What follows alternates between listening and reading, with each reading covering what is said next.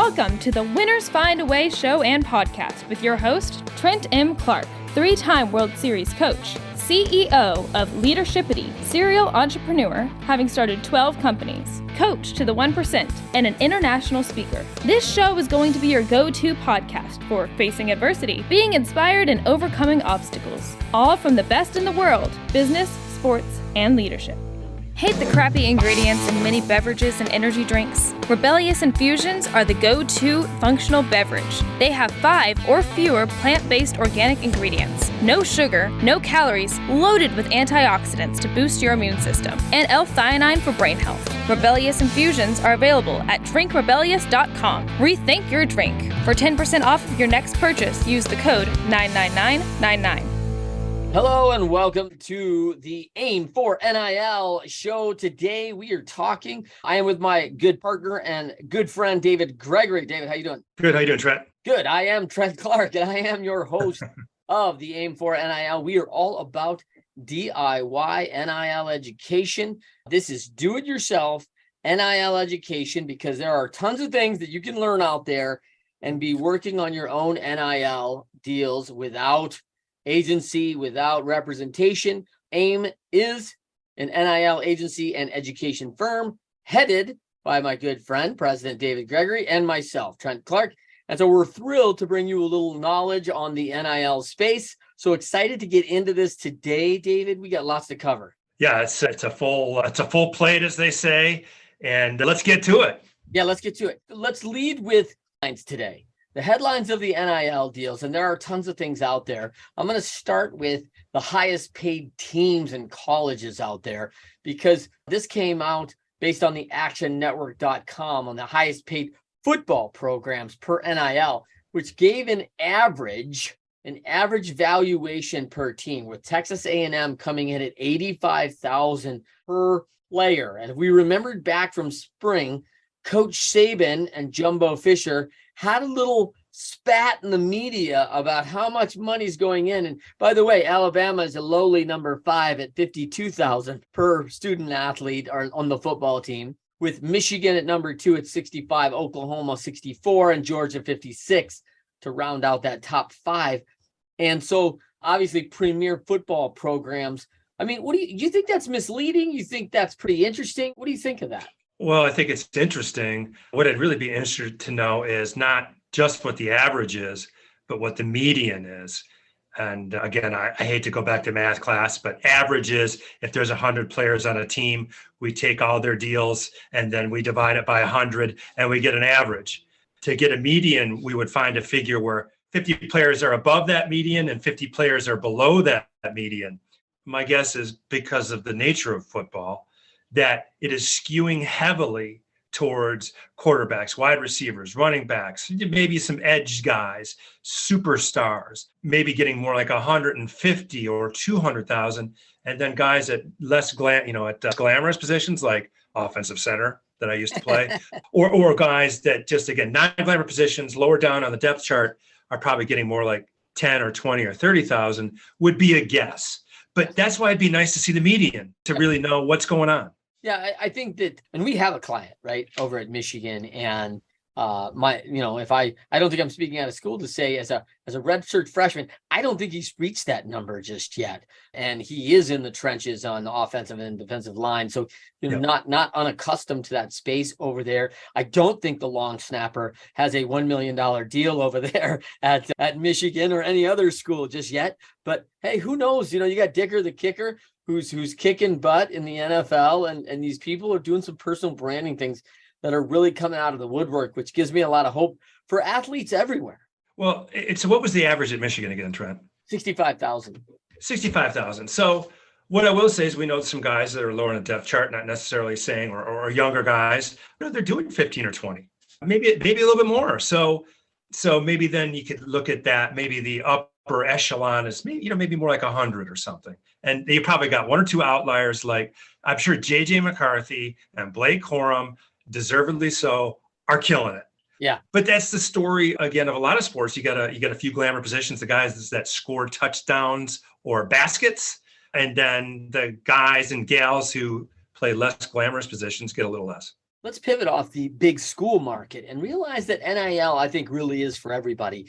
And what I love about, I've talked about this a lot, I love that NIL combines my three favorite things: athletics, education, and entrepreneurship. And hustlers make money in this game. You know, we had a call with a young man who has 85 NIL deals out of, Nicholls State. It's some of these smaller schools. It's incredible to hear where people are at. And so when you look at this, here's one of the headlines here: as Adidas gets into the game to expand the college football print with basketball with NIL, but they're partnering with 15 female student athletes to recognize Title IX on the 50th anniversary. They started there. And so now we're back into this game with the college players. So you're seeing like, hey, there's different things for celebrating the 50th anniversary of Title IX, which is awesome. Yeah, it really, I don't think people could imagine where women's athletics has come in 50 years. And, Title IX was the landmark legislation that essentially said, in higher education and other public services, women had to be on par on an opportunity basis with men. And one area where it got the most attention was athletics. So women's athletics are booming, rightly so. And we've said this before, Trent, if you take away football out of the mix, women athletes are doing far better in NIL on average than their male counterparts. Yeah. So, and I think that's a function of a few things, but one being in general, women are more adept and more active on average than their male counterparts on social media, more skilled at it. So I think that's part of the reason that they're getting tremendous opportunities. Again, take out football, women are killing it. Well, when you talk about that equality issue, so people really realize that female models have outperformed male models forever, right? Like Claudia Schiffer and, Cindy Crawford, and you just go down the list of the supermodels and millions and millions of dollars. And last time I looked, Tom Brady's wife had a higher valuation and of career net worth than he did. And, we all know her as a supermodel, but most people know her in the sports world as Tom Brady's wife. But she had a great career prior to being his wife, still has. And it's amazing. And so when you see this kind of NIL space, which is an epitome of name, image, likeness in the modeling world, right? I think the female athletes are going to do great. Well, they are doing great. And that troubles me sometimes where NIL gets so much criticism and it's the Wild West. Well, it's ruining college sports. Well, this, well, that. Quite frankly, female athletes, women athletes are doing excellent at NIL. They're getting tremendous financial opportunities, education, skill development that they never would have had before. And in fact, until we opened up this market, we didn't realize how valuable the female athlete influencer market was. And that's a good thing. Yeah. No, and I think it's a very interesting space. So here's another good headline. Wiz Khalifa, obviously a very popular artist in this space, has developed Wiz Khalifa's Taylor Gang Entertainment as he's entered the space to endorse 25 different athletes and deals to promote Khalifa's 45-minute beatdown on their Instagram account. So he's using them to double them. I got to ask, what is the 45-minute beatdown? Do we know? Well, I should know that. I got to tell you. Okay, all right. Well, I'm going to look it up. Hey, you should go look it up at home. 45-minute beatdown. I don't know if that's a Wiz Khalifa workout. I don't know what that is. But I got to tell you that. Is it a fight video or something? Who knows? Anyway. Yeah. So I got to tell you that, I'll have to look this up right away. But meanwhile, while I'm doing that, it's really cool to see some of the names. Players, not all for certainly frontline, most popular name players, but players out of Jackson State, New Mexico, Washington, Temple, Texas A&M Commerce, Delaware State, Sam Houston State, Florida A&M. Really, and certainly a number of them, Texas A&M, New Mexico, Louisiana, Notre Dame, North Carolina. Some of the big schools as well. So it's a pretty dynamic group of representation.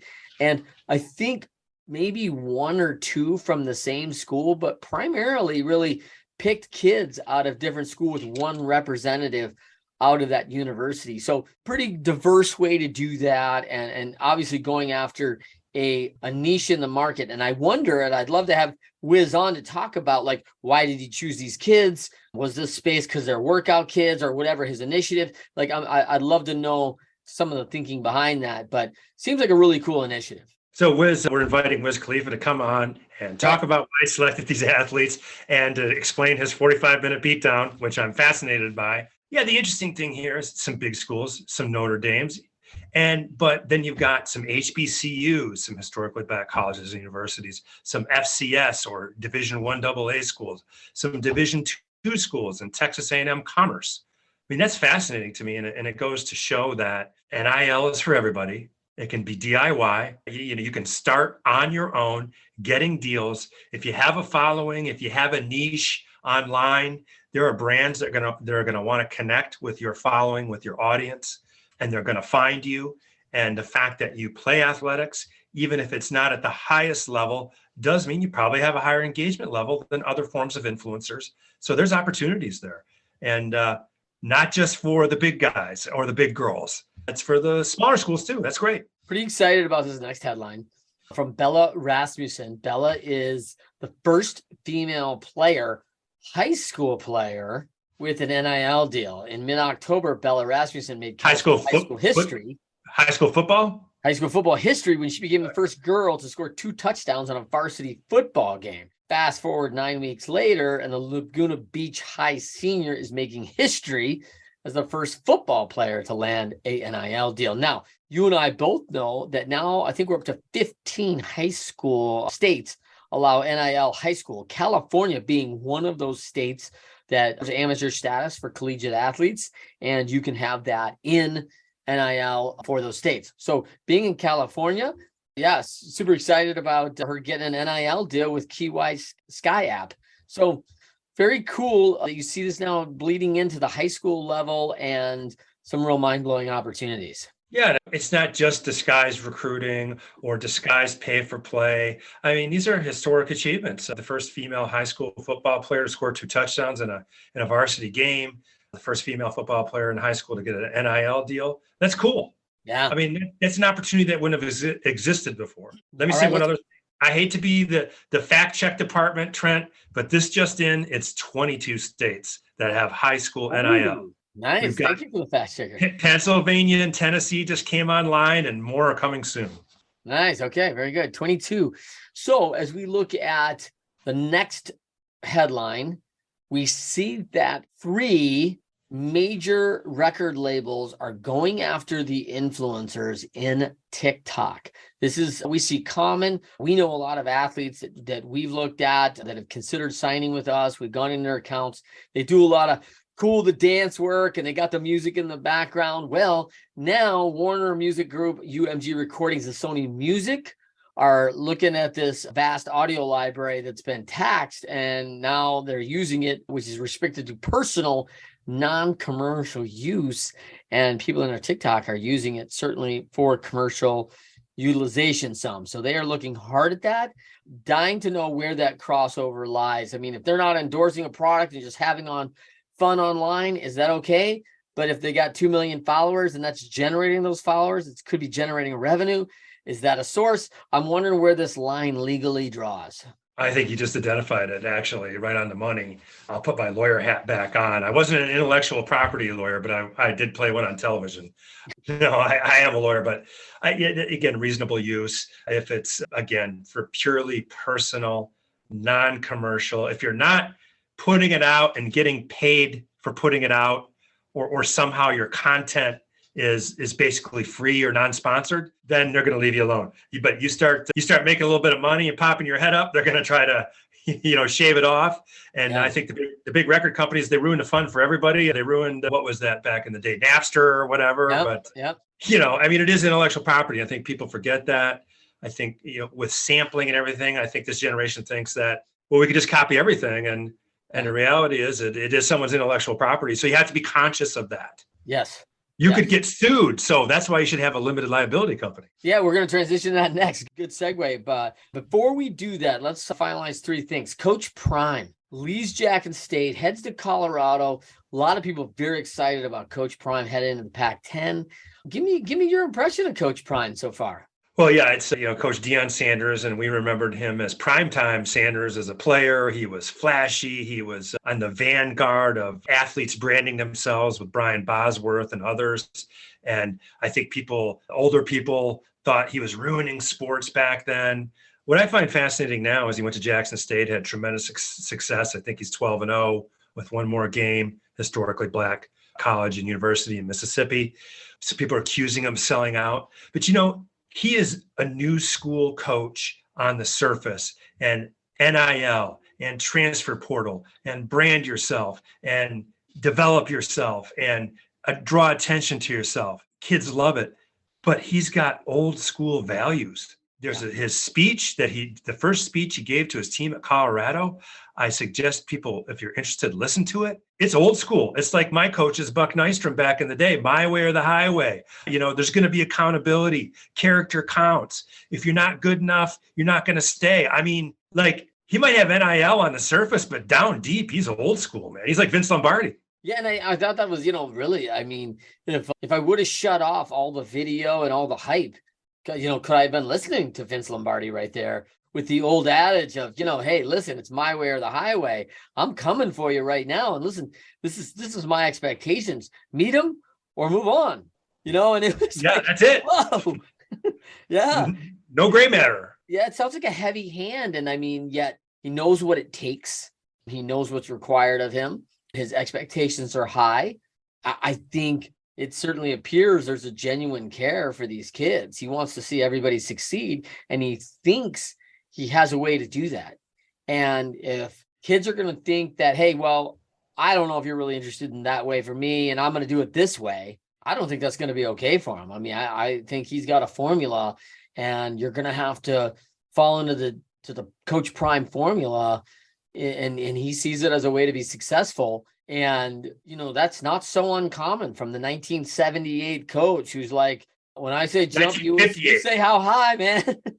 One thing I'll focus on, as he said, people at this university in this town and your parents and the fan base have been putting up with what the product that's been put out on this field for the last 20 years. And, we're not going to put up with it anymore. Yeah. These people who support this program and support you deserve better, is what he said. Yeah. And you and I remember when Colorado kind of came out of nowhere in the late 80s, early 90s and became a national powerhouse on par with Notre Dame at the time, or they were maybe the Alabama or Georgia or Clemson of their day. And now they're totally off the radar screen. So they could get back there. Sure. But it's not just about you. It's about all these people that support you. They deserve better. Yeah. Well, I think that's any kind of good message when you're trying to create unity to a team. I think the first thing that it is that it's not about you. And in a very environment that says, hey, NIL, you're a brand ambassador, you, and then the kids start thinking, you get a brand deal. You get a brand deal. Yeah. Me, I is what can I get? What's in it for me? And I think all of us, when we're looking at a job or we're looking at an opportunity or what we might study, it's, hey, how's this going to serve me? Am I going to be able to care for my family? Am I going to be able to make enough money to buy a house? And is this going to be good for me? And so there is some of that selfish effort. But as you get to a team, we realize that, hey, what's good for me is good for everybody. And we're all trying to do this together. And I think he's really landed that really well. Let's talk to and by the way, like, I did see the video and some tour of that facility. Like, those facilities are unbelievable. And, college athletes are definitely going to take a look at this and go, wait a minute, Coach Prime with these things. I think his land on, maybe he didn't say it out loud, but certainly an undertone of entitlement. Like, hey, these people have all done this for you. What are you doing for them? They've created this environment and you're not doing them very well. And I thought that was a really strong message that I picked up. But let's talk to another strong coach who unfortunately passed this week, Mike Leach. Pretty sudden death, 61 years old, pretty young Yes. guy, a lot of impact in the college coaching rank. Well, yeah, his autobiography was Swing Your Pirate Sword. And he was maybe not the inventor, but the popularizer of the so-called air raid offense. Very unorthodox approach to offense and a very unorthodox approach to coaching. He is not Coach Prime. He would wax poetic on any subject under the sun. I think actually football bored him. Like he had mastered football and he would talk in his press conferences about everything but football. Just a very eclectic Renaissance man, if you will. Didn't talk coach speak. Very refreshing, very influential, and again, breath of fresh air, fun. Coach Prime is fun in a way, and Coach Leach, the Pirate, he's fun in his own way. And then Nick Saban, who I admire a great deal, he's not really a lot of fun. So you got to have some fun guys. Yeah, it's hard because I think that about Coach Saban, like he's very serious, right? He's very process oriented, and most people know that I coached with Coach Saban at Michigan State, but I think his fun is at the end of the year when you end up the winner. Like he's like, hey, the fun is like, look at our celebration of all of our success, right? And of course, let's get back to work and do the process all over again. But he's very serious. I think he's lightened up a little bit over the years, a little. I think so too. I think he has. But Mike Leach really is a tremendous loss, as obviously to his family and to his team. Yeah. But I just wish there were more coaches willing to not do coach speak and be themselves and not be afraid to be themselves, like Coach Prime, who's still with us, and like Mike Leach. Very different, but they do them. They're not trying to be anybody else. And I think both of them have taken criticism for that, right? Like, that's not the way you're supposed to be. We see you as this. I'm like, well, this is the SEC. This is the SEC. This is serious football. Yeah, and I think it's funny that people ask you to jump into their box and their narrative, and I don't know if those coaches ever really did that. So very cool. Lastly, hey, you're a local team here. As a Grand Rapids team, we've got the GLIAC title champions, Ferris State University, headed to another national title game. Talk to me about that. Yeah, Ferris State University up in Big Rapids, they just won in the National Division II semifinals. It was their fourth straight Final Four in Division II football. They lost in a national championship 3 seasons ago. They won the national championship last season, and they're going back to the national championship game this coming Saturday. Coach Tony Anise is having an incredible run up there at Ferris State. And, he was a high school coach just a few short years ago over at Muskegon High School. He built up a tremendous record, and he's built up a tremendous record. They're the Alabama or Georgia of Division II right now. Yeah. And the GLIAC, you mentioned, it's the SEC of Division II with so many good schools in our conference, in our state. Yeah, that is the Great Lakes, I think, Intercollegiate Athletic Conference, GLIAC. Yes. Good friend of ours used to be the AD up at Grand Valley State University, and Tim Selgo. And of course, the former Grand Valley State University national championship coach was not only LSU's Brian Kelly. Yeah. Brian Kelly, Notre Dame, Cincinnati, CMU. Started at Grand Valley. I played against Coach Kelly in his first year as a head coach. So I think I helped him get a start. I felt bad for him. So we let him win his first year as a head coach in 1991. And you could see his future. That was good. Yeah, I feel I played a small part in his success, and I feel good about it. He's got to get those wins. And I wanted him to start off right. So, I'm sure he's thanking you down at LSU with that. I'm sure he is. Are there any checks come your way from that gratitude? Let me know. Not yet, but I'm hopeful. Stay hopeful. All right, really good. Okay, so one of the things, let's pivot to the athletes out there today in the NIL world. Let's talk about NIL education. Let's talk about you do it yourself. Long time at AIM, we have proclaimed any athlete, any sport, any level can make up to $1,000 or more per month. We believe and declare, and we actually educate on the MRR model, monthly recurring revenue model. And as athletes, you're learning business. And in business, one of the first things you're going to want to do, because you are getting in the NIL space, is get an LLC. David, talk to me why that's so important. Well, LLC stands for a limited liability company. You could also do a corporation, but LLCs are generally easier. And it really is just, you form a business entity. It has a legal existence independent of you as an individual. And the money and your income do flow through that company and you get taxed at the individual level, which is a benefit. I'm not going to go into the accounting reasons, but maybe the biggest benefit is if someone sues you and you lose a claim, God forbid, they can only go after the assets that you have in that limited liability company. They can't go after your car that you hold in your personal name, or some stocks you hold in your personal name, or your parents' assets.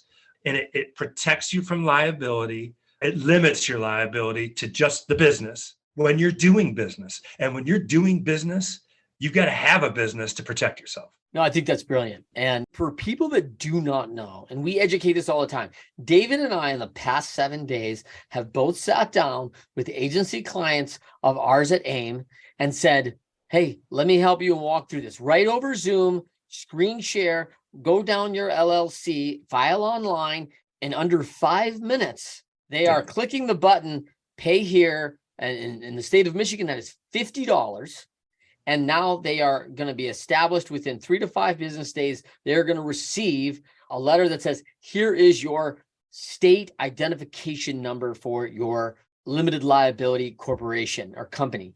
And with that, then you can go on the federal website and get a free EIN, an employee identification number, which is going to identify that business. Or a taxpayer ID number, some people call it. That's right. Or a taxpayer ID, often referred to as a taxpayer ID. And that ID allows for you to file your federal and state and local taxes every year. So you will need that number. That number will stay with your business for eternity, and it just stays with that business. It can't be like, oh, I'm starting another company, but I want to use this ID. It's very specific to that company and that brand.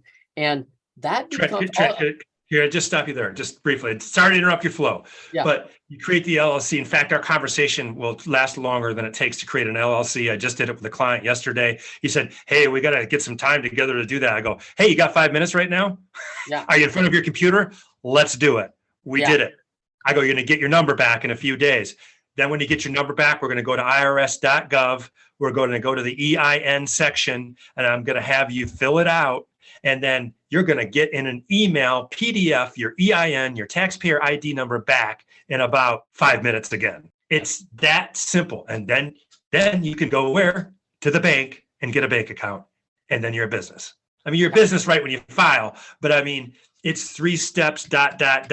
You are in business. Now, not only do you have a business, you are in business when you open that checking account and ready to receive funds, ready to pay any expenses, all those things. Make contracts in the name of your business instead of you personally. For sure. By the way, any NIL athlete, I would highly recommend that not one agreement should go into your personal name, but into a LLC or into a entity that is a business entity that gives you that layer of protection. That you own. That you own. That's right. And David mentioned that. And that is going to be absolutely critical. And, you know, before you do a NIL deal with your university, the NCAA does require that you report to a compliance officer your agreement. So this is not, you know, when everyone goes, oh, it's the wild, wild west, someone's going to pay me, you know, $1 million to show up in my bathing suit somewhere. Like, that's not exactly accurate, and it's not happening tomorrow. Someone can offer that to me, but I am going to do an agreement inside my LLC. I've got my taxpayer identification number that's going to be filed under. I am going to be give him my bank account. I'm going to give them my bank account information so they can pay me. Bank account information. They can put the funds directly into my account. But before that, I am going to have that approved by my college or university compliance officer, which sometimes takes up to a week or 2 weeks by typical college standards, depending on how many they're looking at. And they're going to say, yes, we approve of this. And that's fine. And once you have that approval, you can go out and do your deal. So these are not, you know, quick, anything goes kind of deals. There is a lot of compliance, regulation, and boundaries there, which, you know, disproves again this wild, wild west theory. There are some challenges. I think people get tied up to the wild, wild west because it's changing face of the things. I would maybe equate it more to a gold rush, that people are looking at the dream and saying, wow, I really want to go hard and desire after that. And I might just sell my things and pack up my wagon and head west and see what I can strike gold, because this sounds like real opportunity. I think that is very feasible. But I mean, this is not shoot them, rob them. This is not, there's a lot of rules in place here. Again, and we've talked a lot about that, but there are a lot of things that set that standard and keep things online and on point. Well, you're exactly right. Quite frankly, there's state law, there's NCAA regulations, there's school policies. Quite frankly, there's a lot more regulation, a lot more, I guess, guardrails in place than people realize or acknowledge or want to talk about. And there are rules that it really can't be a recruiting inducement. There really has to be an exchange of value. Is there a cop on the beat enforcing that? There probably needs to be a little bit more of that. I'll agree with that. Yeah. But your average DIY, NIL student athlete doing a deal with, let's say a gal at Texas A&M Commerce Division II school doing the Wiz Khalifa deal, she is going to have to turn that into the compliance department. Yeah. They are going to take a week to turn that around. They are going to make sure it doesn't violate state law, school policy, NCAA policy, and then they're going to say, go ahead. Now, that there are some rules of the road, and I just think it's not appreciated. Yeah, and I think that's exactly it. And if those rules are violated or something else transpires, and we've seen that. There was an NIL deal very early in the process last fall, right after it was approved in July. I believe the rapper Master P, his son, received a $2 million NIL endorsement deal at Tennessee State. Pretty small, mid-major kind of conference there that they play in. And it wasn't a like deal by the compliance issuance standards. So they were concerned like, hey, when things are out of bounds and saying like, hey, I'm going to do one commercial spot for 20 seconds and someone's going to pay me $2 million. That may make sense if you're Harrison Ford and you've got, 15 Academy Awards or something, but like, or Jalen Hurts and your Heisman Trophy winner. Yeah. Like maybe Dr. Pepper. Yeah. I think you're seeing that now, how this is shaken out, Bryce Young in the middle of his college career now on Dr. Pepper commercials, right? Like, I mean, it's a pretty, he's not bad. He's a pretty good actor, actually. And he's done really well. He's good at it. I'm respecting his skills on the old Dr. Pepper. But, I look back at a couple people in the modeling group from back on the Sports Illustrated days. And man, I'm just drawing a blank on the young lady who was really a popular model, Sports Illustrated model. And she did the football movie where she was the kicker. Kathy Ireland, who now has a $1 billion industry that she owns. She started her LLC, by the way. And now her LLC is probably now a C Corp and worth $1 billion. Billion with a B. She is a very astute woman who figured out this and how to wrangle her name, image, likeness into a lot of different deals and create a lot of cool products that people really enjoyed, that created win-win situations. Win for the customer that got great product at the right price, and she created it at a real value. And she leveraged that historical knowledge of her name and her image and has done just super. And I think there's so many people coming out of university that I would just say, as a business owner and a longtime entrepreneur, man, if I had these kids coming out that they're going to get this experience for 3, 4, 5 years, and then the know-how that they've got coming into the world of business is, this is probably 3-4x fold of what I've seen kids coming out of university from an experience standpoint up to now. So I think there's a huge advantage to this for us in the marketplace for great talent. Yeah, I just think there's nothing like real world education, real world experience. And if you're doing NIL deals and you're setting up an LLC and you're doing it the right way, you're engaging in business and you're learning about taxes, you're learning about contracts, you're learning about managing your time, you're learning about developing and building a brand, you're learning about, is this really in line with what I want my message? Does this deal, maybe I'd pass on this deal? They're getting real world experience. I think they're going to be better off for it. I think we as a society are all going to be better off for it. And I think it is on balance a really good thing for all the reasons we outlined. On top of that, kids at small schools are getting opportunities. For sure. Female athletes are getting tremendous opportunities. Yeah. People are getting recognized for breaking barriers. I just think it's what is not to like. Yeah. That's my question. Yeah. Well, and I think it also what's been probably, one of those myths that has definitely been busted is the NIL is going to change college football. And no one's going to watch anymore if the kids start getting paid. And, the biggest probably disservice in some of these big sports. And listen, I was in the environment, right? In college sports and in pro sports is probably the largest incongruent factor was that coaches could go leave at any time. Like, they got an offer and they were gone. And I mean, we saw it last year, in fact, with Brian Kelly. That was a pretty big shock to the Notre Dame faithful that he took another opportunity to go into the SEC and leave.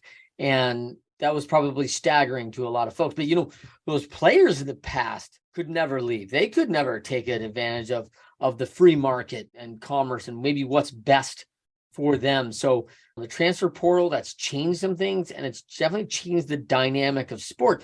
But I don't necessarily think it's for bad. And I don't think people are turning away from the college. And I think this 4-team to 12-person team where it's headed, I think it's just going to make it more exciting. Talking about the college football playoff expansion, I think you're 100% right. I think that, the bowl games, as we know it, may be on their way out, but they'll probably still be bowl games, number one. Number two, college football is more popular than it's ever been, period. And the transfer portal, I think there was some concerns for the first year or two that it was, essentially free agency transferring. But now there are essentially 2 transfer portal windows a year with an additional portal add-on when there's a coaching change. I think that's fair. And I think it's going to normalize a little bit. But you're right. If the coach can leave for a better opportunity without any restrictions, essentially, shouldn't athletes be allowed at least some semblance of the same opportunity? Well, it's going to be very interesting, kind of coming back to Coach Prime. It's going to be very interesting about how he picks up, because Colorado was one of those factored, right? Mel Tucker was a 1-year coach who seems like a very good recruiter. And he had a great first year at Michigan State. Part of that due to the transfer portal. Great second year. Oh, yeah, a great second year at Michigan First State. year was COVID year. Not so good. That's it. Thank you. So second year, as he gets his feet wet, and now he's getting entrenched into the deal. He's got kids that came over that he recruited from Colorado that wanted to play for him. And listen, if I'm a parent of one of those children, I'm like, we got sold on Mel Tucker as being a leader and a person that would watch out after our kid. And not that we don't like the University of Colorado, but we were more sold on this individual. And so for the ability to stay with that individual suddenly becomes a comfort for a parent in that environment. And so there's that. And then obviously the Big Ten opportunity and with 2 teams in the Final Four again this year, that's just, it's becoming a very competitive environment out there, and organizations have to think through how they're doing things. And so it's going to be very interesting to watch Coach Prime not only rebuild Colorado after this kind of issue and challenge, but benefit from the very system that may have decimated them. And then also take a conference to a level that may get notoriety from a team on a national scale because of what they're doing as a team, and get them into some consideration. If I'm unaware, I don't know how many Pac-12 teams have ever been represented in the Final Four. Do you know that number? Well, I know this. The last Pac-12 team that did it was 2015 or 16, University of Washington. Okay. And they got blown out in a semifinal. I don't know. Oregon had a year. Oregon, yeah, actually they did go to the finals in year 1. So we can think of 2 Pac-12 teams that have made it. And again, there hasn't been anybody in several years. And, USC, almost made it. They were right there. Can't seem to beat Utah. But that's interesting. It's not only the Pac-12 is lagging behind. They're lagging behind on their media rights deal and their TV deal. They're lagging behind in the college football playoff. Everybody pinned their hopes on USC and Lincoln Riley, but they came up a little short. But hey, now Coach Prime is at Colorado, which is maybe a sleeping giant. They were a national powerhouse 25 years ago. It's a pretty cool place. It's a pretty cool coach. And I personally know of one MAC, Mid-American Conference level player here in our state who's had a coaching change, and he's been offered by Coach Prime. He's also been offered, I think, by another Pac-12 school that's maybe in a even sunnier location, maybe in Southern California somewhere. And I'll be interested to see which one he chooses and what his experience is. And, Coach Prime coming to the Pac-12 can do nothing but be good for the Pac-12 because more people are going to pay attention to it and more kids are going to want to go there. Is USC and UCLA leaving for the Big Ten? Well, yeah, that's true. They are. And again, I forgot that. Thanks for reminding me. And that it takes place not next year, but I think 2024, maybe that, or 2026. That's the other thing. The Pac-12 is hurting. What's it going to do when its two biggest brands leave? Well, its biggest brand, USC. And then arguably its second biggest brand is Oregon, but still. The largest media market on the West in that conference for sure. And the media and entertainment capital, one of the media and entertainment capitals of the world. So yeah, it'll be interesting to see what happens. The Pac-12 needs to do something, and Coach Prime's a good start. Good start. All right, for everybody out there, NIL education, look for it, AIM4NIL.com. Get started. If you are a high school athlete and you are headed in and you know that you're headed for university or your state already allows it, get on to and get your profile set up, athletic-influencer.com/your name, where people can find out about you, find out about your statistics, find out about your background and your following, and start building that up. And we're going to start educating on you on process of how to run your NIL business. And so we're happy to educate you here over at AIM4NIL and AIM DIY. So for myself, Trent Clark, CEO of AIM, and President David Gregory, thank you for joining us today on another AIM4NIL. Thanks, Trent. Thank you, everybody. Rebellious Infusions are organic flavored water enhancers. Rebellious provides clean, focused energy in liquid packets. Just tear the corner of the packet and pour 16 ounces of water. Rebellious Infusions have no sugar, no calories, and up to 300 milligrams of antioxidants and loads of L-theanine for brain health. Rethink your drink at drinkrebellious.com. For 10% off of your next purchase, use the code 99999. Do you want to be our next guest? Or do you have inspiring stories to share? Or do you love to inspire, support, and empower thought leaders? Feel free to send Trent a direct message on Instagram or Facebook at Leadershipity.